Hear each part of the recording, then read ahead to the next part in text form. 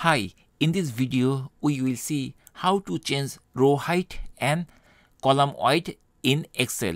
It is very easy and straightforward. So at first we need to choose the row where we want to change the height.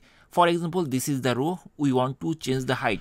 To do this thing, at first we need to move our cursor position to on the top of this row, and then we have to come to the at the end edge of this row, and once our cursor is on top of the at the end of the row, basically we will see the cursor position is changed. I mean the cursor outlook will be changed.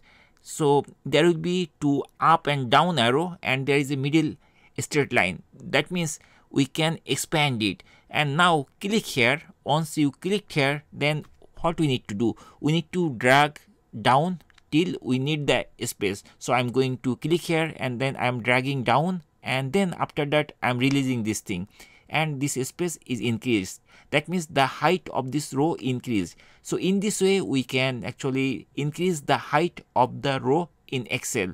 Now to decrease the height of the Excel, we have to do the opposite thing. We again need to move our cursor at the end edge of this row, and then we have to click here, and then we have to drag to the up side, and then the space between that row will be decreased. That means the row height should be changed.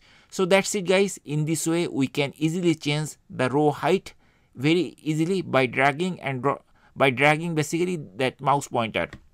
Same way we can also increase or decrease the column. So if we move our cursor on the column, then again we will see the mouse changed, and now there is two arrow which is left and right side, and then if we try to drag on the right side, then it will be expanded, and we will see the whole row is expanded till the not the whole row, whole column actually, it expanded till the end of this column, and that's it. And again if we want to decrease the column, again we need to move our cursor at the end edge of the column, and then when the cursor is changed, then we are going to decrease like this way. And in this way we can easily change the column width in Excel. So that's it guys. In this way we can easily change row height and column height in Excel. Hopefully this video will be very helpful for you.